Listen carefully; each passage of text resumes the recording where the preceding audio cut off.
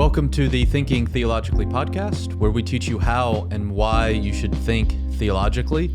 Once again, I am your host, Spencer Shaw, joined by Jack Dodgen. Jack, how are you doing? I'm doing well. We're just as soon as we get back into the swing of things, we get back out of the swing of things.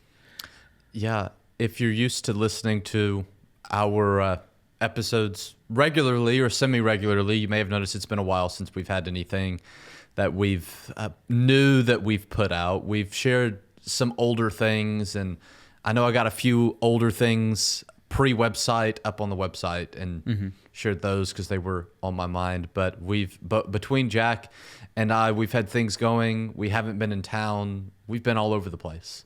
Yeah, And but we have stuff for the future that's done. Oh, we've got we've got a lot of things planned for the future if we're in town long enough to do any of them. But it's nice. You'll be rewarded for patience with content explosion here in a bit, I think. But it's nice to be back and recording again. We are back talking about unseen realm, spiritual beings, all of that kind of stuff that we've been in this series that we're getting close to concluding. We don't have a ton more of this left. As we said, we have a lot of things planned that will be coming after we finish up this discussion.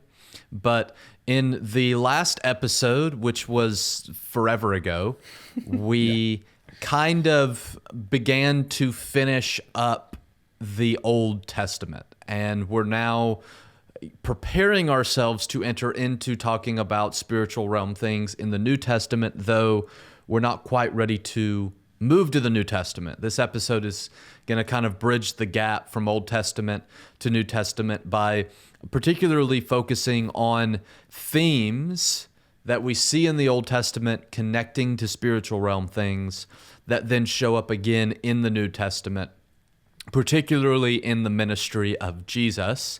And these themes have to do with sacred spaces and places. Sacred being, in essence, a synonym for holy. And if you've spent some time in church, you've likely heard some kind of definition of holy as being set apart, being different, being other than the normal. So a sacred space or place would be one that is set apart for something. So technically speaking, our church buildings are sacred places because they're set apart for a particular purpose. They're for the purpose of serving the needs of a local church congregation. That's what they're there for. In reality, really any buildings like that. A hospital's sacred. It's set apart for medical practice. It doesn't do other things. It's not kind of a catch-all. And we see sacred spaces and places in the Old Testament, and then they show up back again as themes in the New Testament, like I said, particularly in the ministry of Jesus. So with that being said, I will turn things over to Jack and let him introduce this concept of sacred spaces and places as we see it presented in the Old Testament. Yeah, so this is a lesson that we very easily could have done like right at the beginning, so that as we were going through the other pieces, you would just maybe be more attentive to some of the settings and things that we have. And we'll refer back a little bit and walk through some other Old Testament things that we didn't really cover but have a place in the spiritual realm discussion. But we wanted to save it here because of what we see in the New Testament, particularly with Jesus, which is what we'll deal with in the next episode that we record for this series. But I would encourage you to read through the book that this podcast is named after, The Unseen Realm by Dr. Michael Heiser, because there's so much more that we did not cover that he goes into a lot more depth about, and then gives you more information if you want to keep going further and further down the rabbit hole there. So we've only it may not feel like we've only scratched the surface, but in a lot of ways, that's really all that we've done with this particular series. But there is a lot more to discuss, a lot more passages that deal with these things and all of this. When it comes to sacred spaces and places, within all sorts of cultures, there are different things, just gestures, language, places, numbers, all kinds of stuff that are given certain meanings or that gain certain kinds of meaning over time. And this is true in the Hebrew world, the ancient Near East world, the cultural backdrop of the Old Testament. And in this episode today, we're going to focus on a few of those geographic locations that are brought up regularly as important spiritual places because of what happens there. And again, we're not trying to be exhaustive about all of this stuff, but there are recurring places thematically between Old and New Testament where if something spiritual is going to happen, it eventually gets to the point where you're like, oh, of course we're here while this is happening. Of course we're in this place while that thing is happening, because there's an intentional theme with all of that stuff. You want me to jump in, start breaking them down here, Spencer?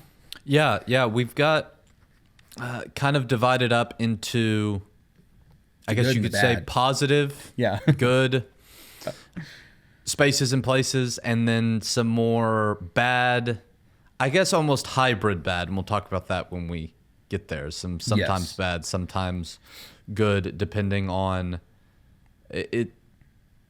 In my mind, the more that I think about it, it's good. It's a good place when the places that are supposed to be good have become bad, and vice versa. I'll maybe when we get there have some more to say about that, because I'm still thinking through themes in my mind. Anyway, so positive spaces and places, mountains, gardens, temples is what we're going to be talking about. So Jack, I'll turn it over to you to start talking about mountains.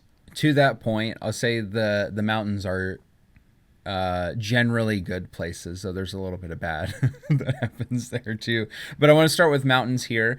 Mountains, particularly within that culture, it's not true so much now. Having gone to school in Colorado, people went to the mountains and actively had housing and stuff there. But you typically were not like, hey, let's build our neighborhoods, villages, and stuff on top of these mountains. They're a little hard to get to, supply-wise, all that sort of stuff. And so there was this kind of thought, and it's not just biblical. You see it in all kinds of historical literature of the gods are up there in this not completely unattainable, but somewhat unattainable location for us to get to. I say not completely unattainable because if you think through, it's the Greek mythology that always comes to mind for me. There was always this idea like Hercules. You could ascend to the realm of the gods. You could get there through, we say the phrase Herculean effort for a reason. You could ascend to that kind of place if you go through certain labors, things like that. It's possible. But generally speaking, this is where the gods are, this somewhat unattainable place to get to. And so mountains were viewed as like if you really want to connect with the gods or get to the gods, that's the place where you need to go, is up there. The mountains touched the heavens, that sort of thing. That's even phrasing that we still use today, reaches to the sky and all that sort of stuff. And what we have both in written literature and then also architecturally is we have things that try to mimic that same kind of idea for the purpose of ascension. Of reaching towards the gods, of touching the gods, of getting to the realm of the gods. So like I mentioned, Mount Olympus is prominent within Greek mythology. That's where the gods dwell. And sometimes they come down here and do whatever they want to do, because that's what the gods do in all of the literature except for the Bible. They get to come down, do whatever they want whenever they feel like it. But you ascending up there is not particularly likely. But they're up in this high place that's hard to reach. Then you think architecturally about pyramids and this idea of we want to point up towards the heavens. You have people that are buried in those things, or worship practices that take place around those things. All of that is meant to be a spiritual ascension up to the gods. Because that's where they are, is up in the heavens. And so you have pyramids mimic mountains for that reason. Earlier pyramids, ziggurats, which are like tiered cakes. That's the best example I've got for that. If you've ever seen Aztec or Mayan temples or things like that, it's the layers as they come up. That's that same kind of idea. Yes, it's the most efficient way to build a building if you're building up. That's true. But there is this spiritual idea of we need to make an ascent upwards to the gods. Biblically speaking, we already saw this with the Tower of Babel. They're wanting to make a name for themselves, become gods themselves in a sense. And so you build a tower upward, probably a ziggurat. Most scholars think that's what that tower ultimately was. But it's this, we need to build upwards towards the heavens. Why? Because that's where the gods are. So if that's what we want to be, we need to, through our own efforts, through our own exercise, whatever, become gods through the building of all of these kinds of things. We'll have more to say about our own efforts and all of that stuff and becoming gods kind of at the end of this section, the positive here. We see it generally positive. Tower of Babel obviously is a negative, but God regularly meets with his people on the mountains. Yahweh regularly encounters his people or has them come meet him up on the mountain. In Exodus 3, you have Moses as he is called to go free God's people from Egypt. He is on top of a mountain. Horeb, the mountain of God, is what Exodus 3 verse 1 calls it. You have the burning bush and all of this stuff, but God is encountering Moses. They're encountering one another up on top of this mountain. Exodus 15 has this hopeful expectation of, it says this, Exodus 15 verse 17, you'll bring them in and plant them on your own mountain, the place, O Lord, which you have made for your abode, the sanctuary, O Lord, which your hands have established. There's this sanctuary, this set apart sacred space. Where is it? It's on top of a mountain. There's even some language here, bring them in and plant them. That'll become an important phrase here in a moment when we move into our next section. But you have God regularly doing things on the mountain with people. He meets with Moses on top of the mountain to give the Ten Commandments. Both times. He strongly discourages people from touching the mountain whatsoever because it becomes this sacred thing where he's going to interact with Moses and doesn't want everybody else to just kind of crowd. There's a set apartness to that place as the law is being given to Moses there, as design for the tabernacle is being given to Moses there.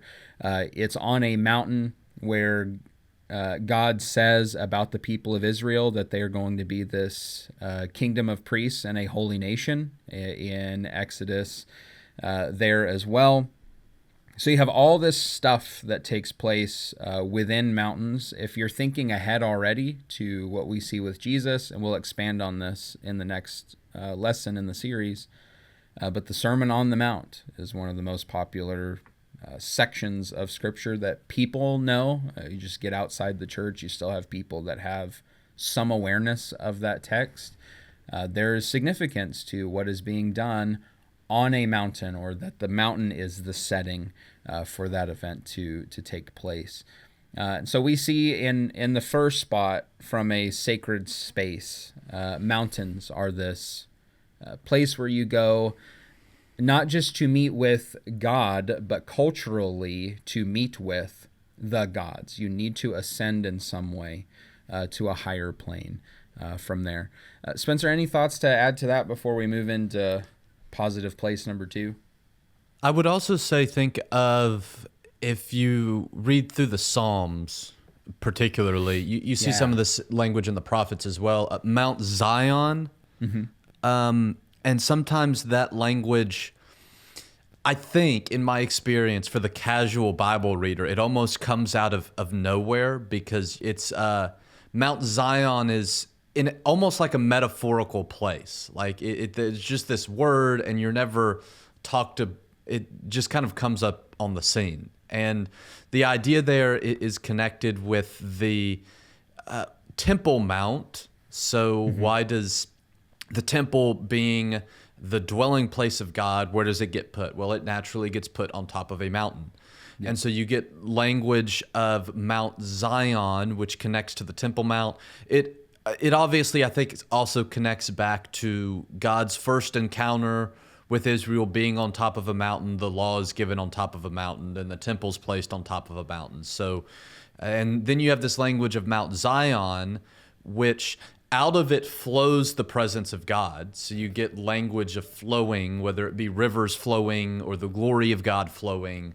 But so God's presence is flowing from the mountain out into the world and drawing the world back to the mountain. And so that was kind of the goal of Israel, was to allow the presence of God to flow from the mountain where God is out into the world and to draw the world back to the mountain. And that's where we've talked about this a little bit, where the God of Israel is different than the gods of the other nations because he doesn't just dwell on one mountain. So the way that a lot of people thought is, you can imagine where the mountain is that your God resides. You then build your civilization around that mountain, because if you think of light coming from the mountain, and the further you get away from the mountain, the more you get into darkness. And in the darkness, you don't know what happens there. You're outside of the protection of your God. There's evil things that exist out there. So you want to stay by the mountain. You don't want to go too far away from the mountain. And the contrast for Israel is that they still conceptualize God on this mountain, but he's meant to flow from the mountain to the rest of the creation and draw all creation back to his mountain, which is a little different.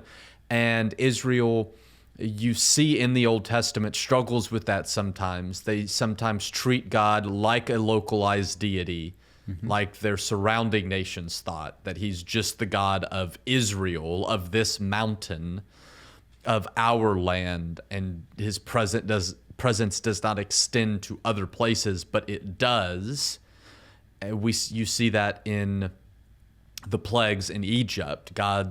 Yahweh God comes into and does more in Egypt than the gods of Egypt, which is not how it's supposed to happen, which is probably partly why when Israel falls, they're reminded by God, you are the people that I brought out of Egypt. Not only remember what I've done for you, remember that I set you apart as my people, but also I'm the God of the entire creation because of what I did in Egypt. And then when I made you my people, I reminded you all the earth is mine, there in Exodus 19 as well. So yeah, you see this theme all throughout the Bible, and it kind of, a lot of the times it's not explained. Like I said, you're reading through the Psalms and there's mountain theme in the Psalms, and there's not a lot of background here. And this is what that poetic language in the Psalms is drawing on, is this theme. All right, so that's mountains. Number 2 is gardens. So Jack, why don't you talk to us a little bit about the sacred space of a garden? Yeah, so right before that, because you mentioning the Psalms reminded me, is Psalm 3. I cried out to the Lord, and he answered me from his holy hill. When we summarize all of this stuff here in just a little bit, that's a good thought to have there, is he answered me from the mountain, is that contrast that Spencer was talking about, of this God is different. He's not unapproachable, but they do still have him in this unapproachable place, but he's always there. He's always present and listening and there to help them, as that Psalm chapter 3 goes. Okay, gardens. We obviously, I would say we're very familiar with gardens. We start the Bible that way. As far as like Revelation and all of the confusion that brings up for a lot of people, we still latch onto a garden as a very common theme that we're comfortable with at the end. And I think if you asked most Christians, they might go, I don't really know what Revelation's all about, except, God wins and we end up in this place where we started and all that. So I think garden's a theme that we're a little more initiated with when it comes to Bible stuff.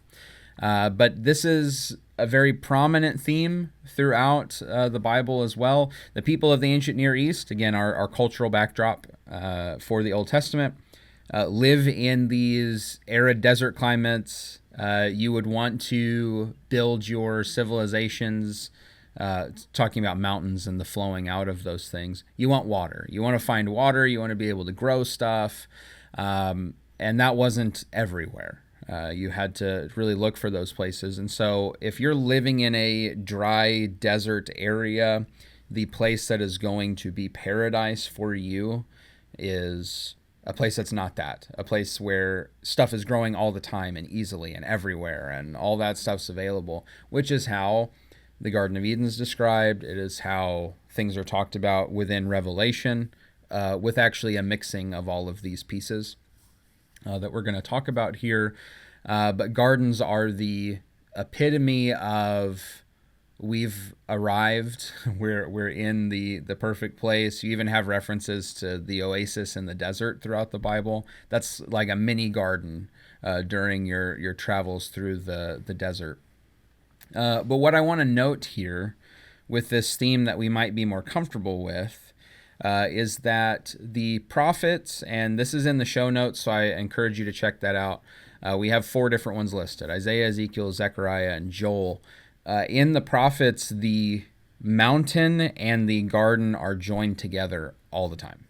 They are spoken of in the same way. The language that Spencer just used of the glory of God, or sometimes literally it is discussing, water coming from the throne of God here on these mountains, going out to all these people with the intention of drawing them back in.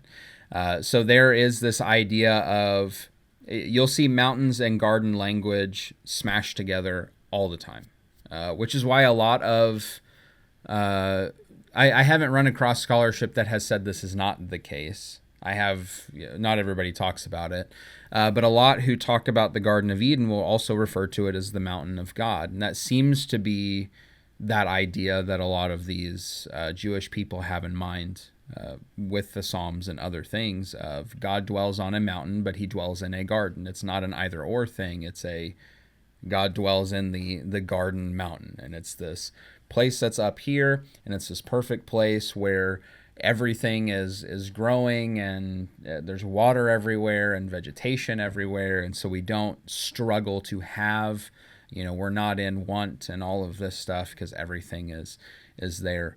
So when you read through the Old Testament, and then we'll see this in the New Testament a little bit as well, when you see garden stuff, you should also think mountain and even be on the lookout for, is there garden language while we're here on this mountain? Is there mountain language while we're here talking about this garden? And see if those things are being joined together. But those things are often referred to as God dwells in a garden, God dwells on a mountain, and very often we have both qualities within the same place, especially in the prophets. So that's all I wanted to note about gardens there. I think we understand their importance, but we may not have understood the connection to this other positive sacred place of mountains. Before we jump into temples, do you have any garden stuff to add? Real quick, just to think about where we see some of this in the Old Testament and with the ancient Hebrew people. When I teach things in the Old Testament, a lot of the times I encourage my congregation to think about how an ancient Israelite would conceptualize this text. What would it mean to them? And so you think about a group of people that relied on working the ground to survive.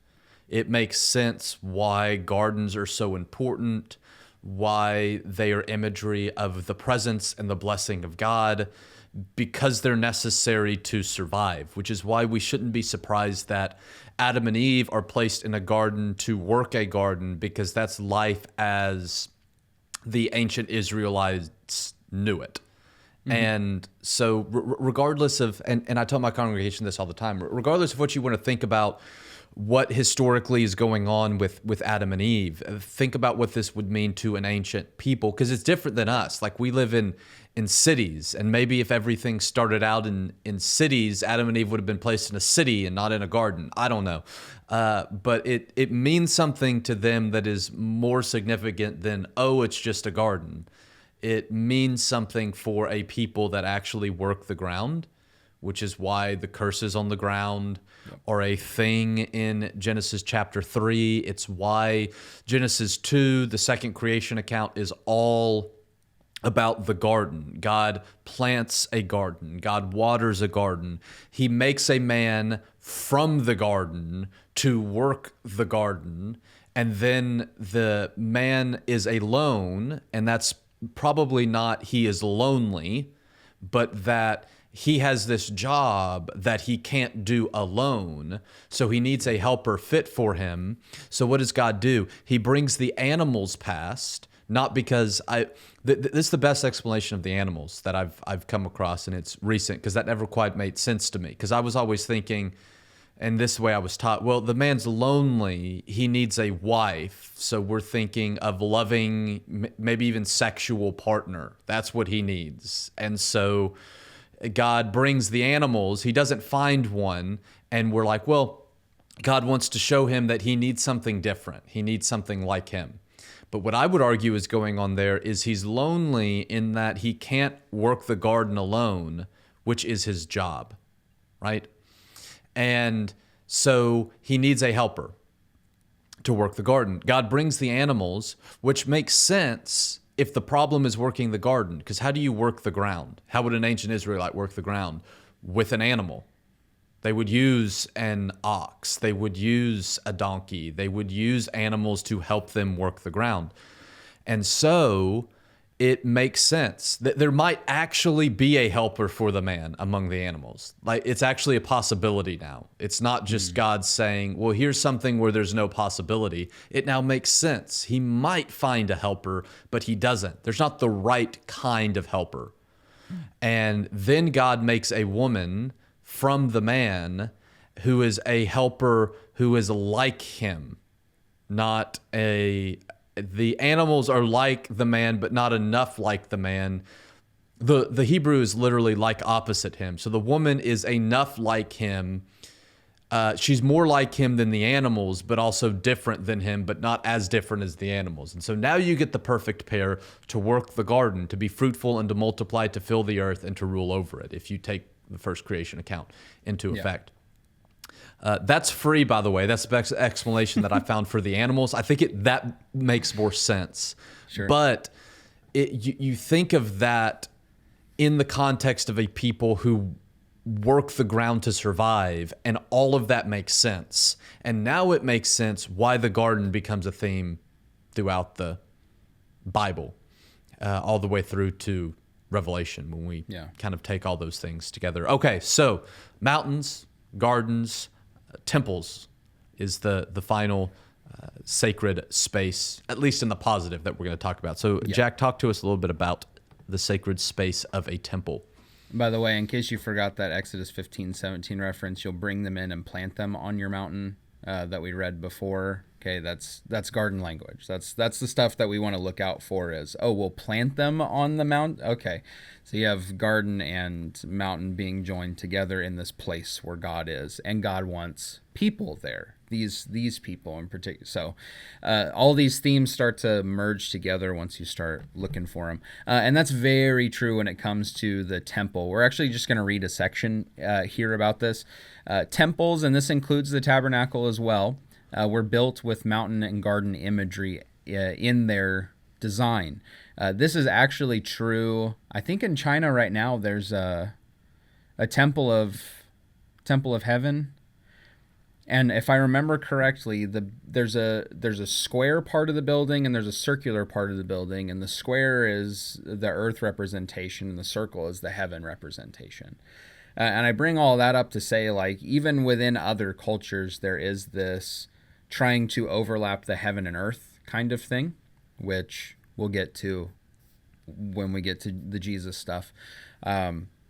But there's this attempted overlap through architecture of thinking about this sacred place architecturally, this building that we have that's sacred, like a temple, that we want to have heavenly imagery associated with it for us people here who are here on earth. So here's what we see with the temple, the description of Solomon's temple construction in 1 Kings chapter 6, verses 29 through 36. Around all the walls of the house, he carved engraved figures of cherubim and palm trees and open flowers in the inner and outer rooms. The floor of the house he overlaid with gold in the inner and outer rooms. For the entrance to the inner sanctuary, he made doors of olive wood. The lintel and the doorposts were 5-sided. He covered the doors of olive wood with carvings of cherubim, palm trees, and open flowers. He overlaid them with gold and spread gold on the cherubim and on the palm trees. So also he made for the entrance to the nave doorposts of olive wood in the form of a square. 2 doors of cypress wood, 2 leaves of the one door were folding, and 2 leaves of the other were folding. On them he carved cherubim and palm trees and open flowers, and he overlaid them with gold evenly applied on the carved work. He built the inner court with 3 courses of cut stone and 1 course of cedar beams. And there's a lot more that we could read that we typically do not read because it's very repetitious. It's just repetitious narrative about a building that we're like, hey, doesn't the temple not I'm the temple, so I don't care about reading it. That's typically how we associate these kinds of texts. And so we miss stuff like this, where Solomon is building this place of worship to God, and the imagery that is repeated over and over again is garden imagery. If we're going to build this place where we're going to encounter Yahweh, what should it look like? It should look like a garden. That's a no-brainer for these people. That's how that works. That's the language that they are used to. That's the language they use. It's the language, really, of the cultures around them. Mountains and gardens are where the gods are. And that's the language that we see within Psalms and prophets and all of these things, is God is encountered in those kinds of places. That's true when it comes to the tabernacle as well. As I mentioned, you get all of this, not just garden and mountain imagery with this building that's on earth, but you also get, notice the mention of cherubim over and over and over again. You get heavenly beings in this place of garden mountain language, in this place where God's people can go to. So there's very much an overlap of heaven and earth in places like this, and they're designed with that purpose in mind of overlapping where God is and where we are and coming together in those places. And that's where we hit our summary for the positive section here. Just like the surrounding cultures, God uses language of mountains and gardens as his sacred space.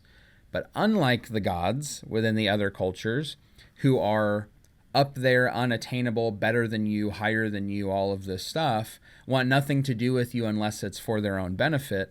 Unlike those gods, Yahweh actively invites his people into those sacred spaces. He invites those people to be this light and this example and this flowing out to draw all the other nations in. Because remember, we're solving the Genesis 3 and 6 and 11 problems. We're going to draw all those people in. This God says, I want to invite you into my mountain, into the garden, into my presence. And that's the big subversion we see biblically, is this God wants you to be on the garden mountain with him. The other gods don't care. And you're not going to be there with them. So when we see these places of, oh, we're up on a mountain, what's happening here? Oh, the law is being given. This thing that helps us to know how we ought to live And by doing so, by following these guides, these commandments and all this, we can be in relationship with God. That's why God extends his commands. This is how you can be maintaining this relationship with me, because God wants us on the mountain with him. That's why you see those kinds of things. Why is it that Moses and Elijah encounter God on top of a mountain? Because he actively wants to see and interact with his people, and he does so on these sacred spaces and all this. When we come to Jesus in the next episode, and about some of the things that he does on mountains, some of the stuff that he does in our negative place here in just a moment, it starts to make more sense of, oh, that's why he's there. Because we have this foundation within the Old Testament of these places are significant. Mountains and gardens and temples, and our fourth one here in just a moment. Spencer, anything to add to our generally positive before we move into our generally negative space here? I just want to recommend, I've done this before, a book, The Lost World of Genesis 1 by John Walton, who I got to meet and listen to a lecture of his a couple of months ago. He's a very creative thinker. Sometimes I think a bit too creative. But in Genesis, what he does in this book is he argues that what's going on in Genesis 1 is not a concern with the creation of the material world like we think, but it's the ordering of the world, specifically in the creation of a temple.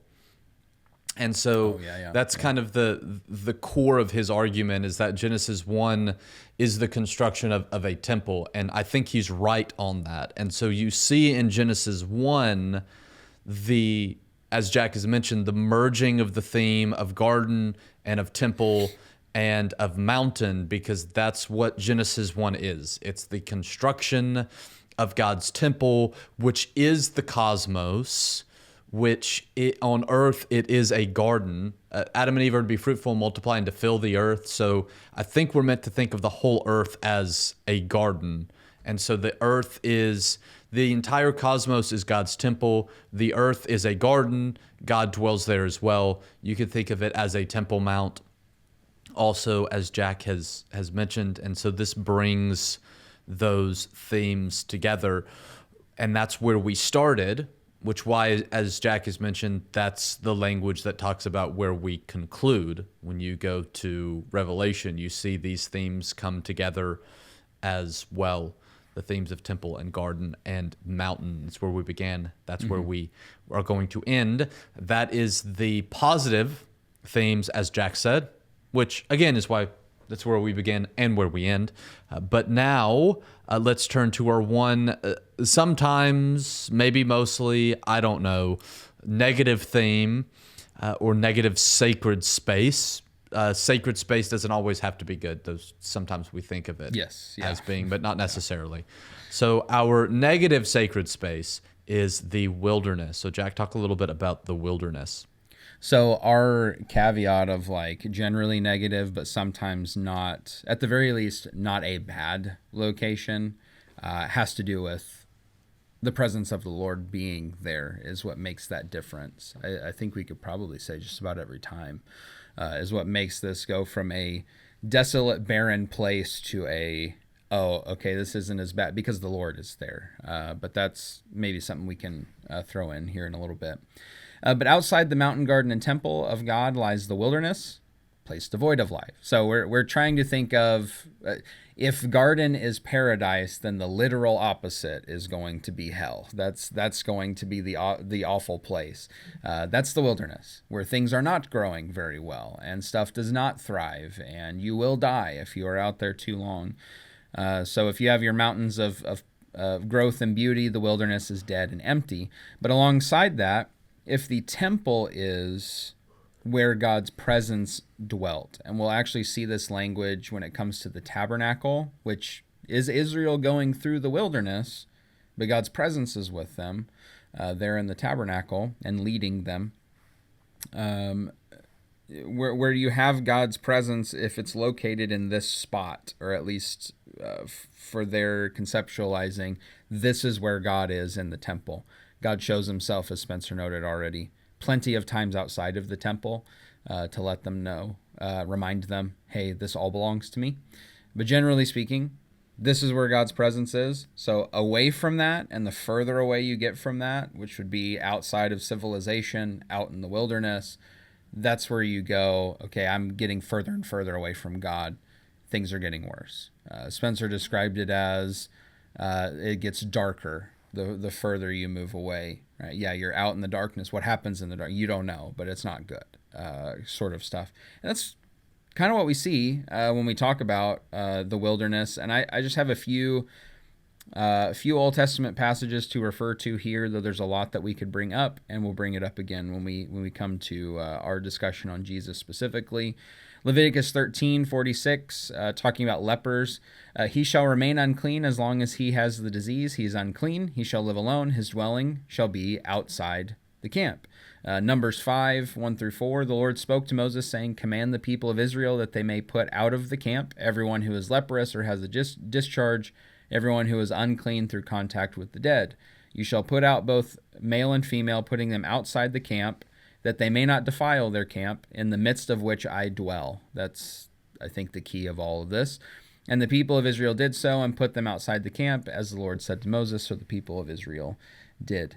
There's very much this idea of, why do we need to put these people who are dealing with these unclean, not morally, by the way, necessarily, but things that are just not part of God's good creation.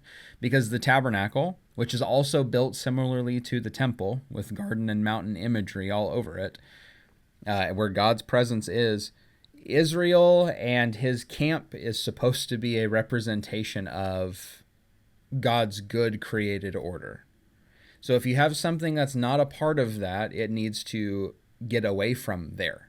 And so you put these people outside the camp until they're well and can come back in, and all this sort of thing. We do see this on a moral standpoint in Leviticus 16. This is a couple different sections all within that chapter. Section you might be familiar with.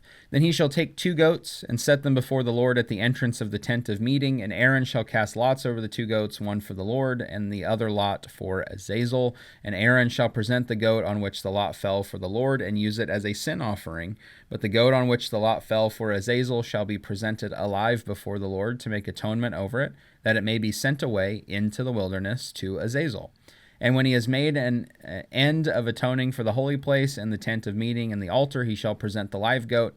Aaron shall lay both his hands on the head of the live goat, confess over it all the iniquities of the people of Israel, all their transgressions, all their sins, and he shall put them on the head of the goat, send it away into the wilderness by the hand of a man who's in readiness. The goat shall bear all their iniquities on itself to a remote area, and he shall let the goat go free in the wilderness. So there's not just like these things that are happening that are not part of God's good created order. We need to have that outside the camp, in which would be the wilderness, and then they can come back into where God's presence is. You also have the moral failings of the people. That stuff needs to leave the camp too. God's presence is here.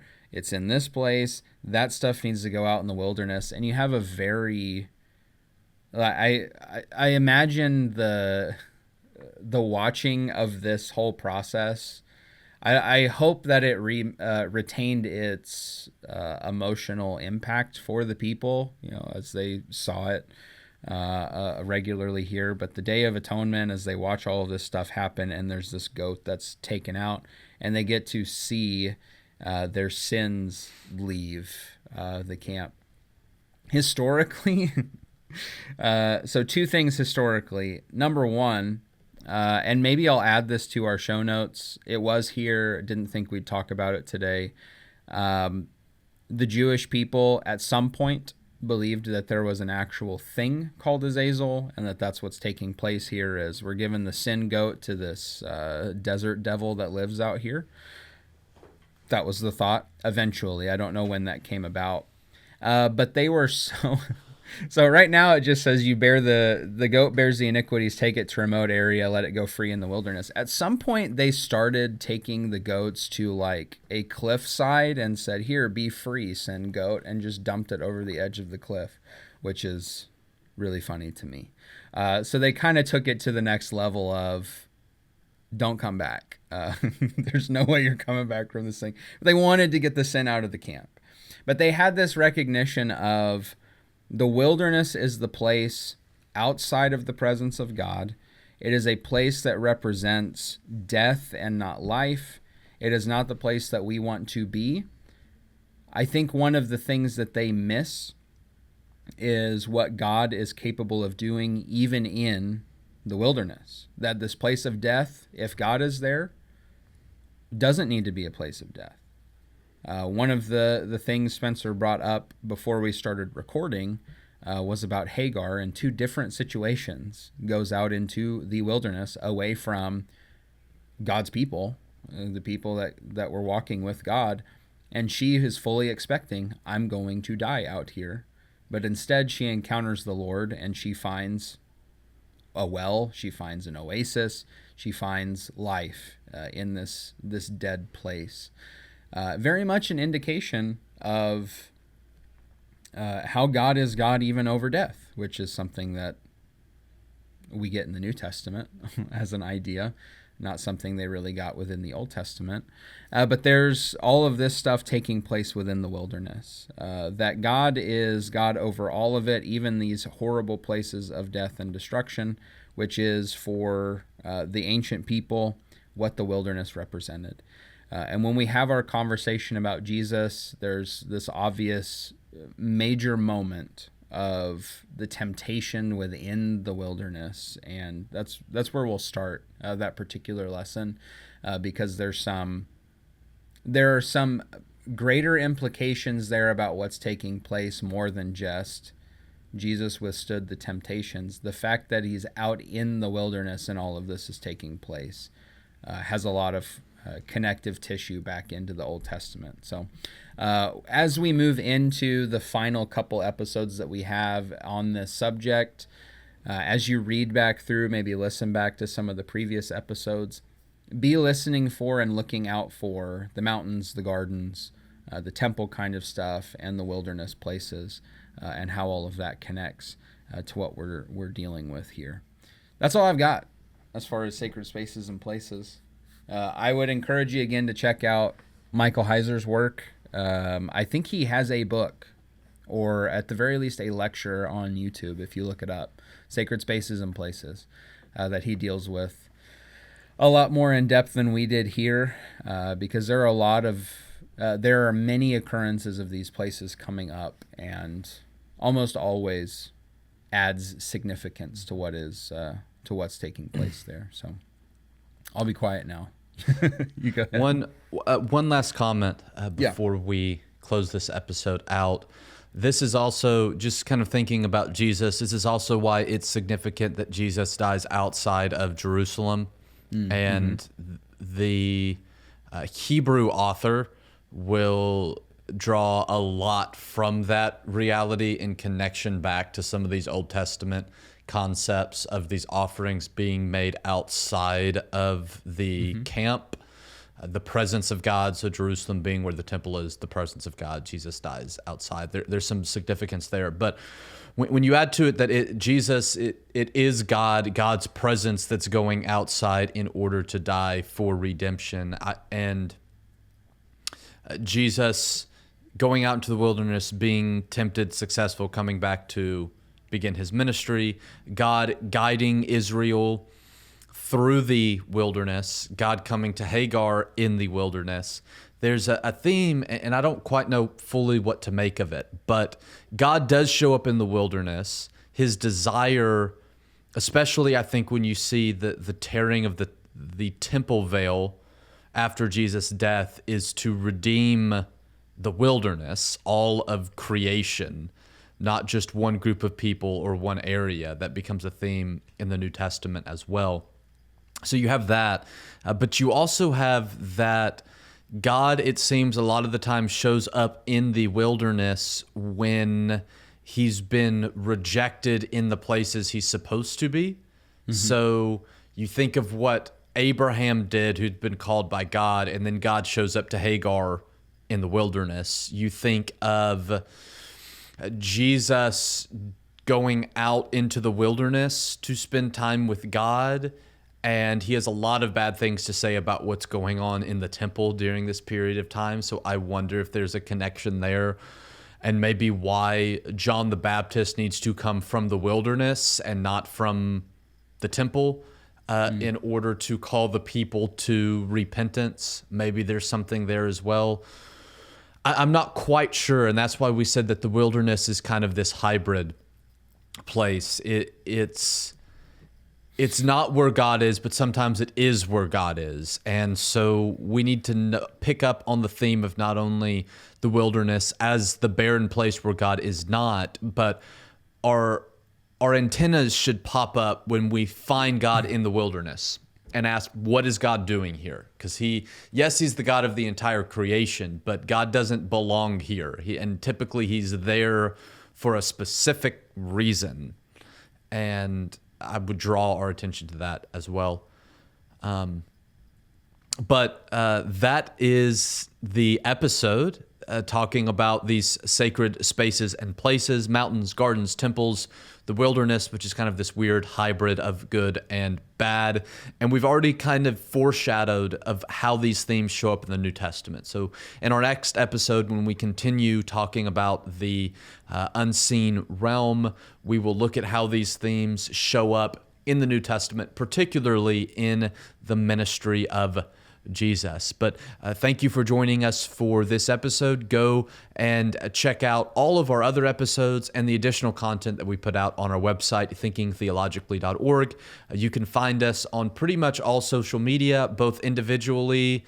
Jack is only on Facebook, so you can find him there. You can find me individually on everything, but you can also find Thinking Theologically on, we're pretty much everywhere now, Facebook, Instagram, TikTok, YouTube, now that we're doing videos, and we're going to have a lot more video content that will be coming out as well. So go subscribe to our YouTube channel if you have not already. Follow us on Facebook or any of the other social media. That's the episode. Thank you for joining us.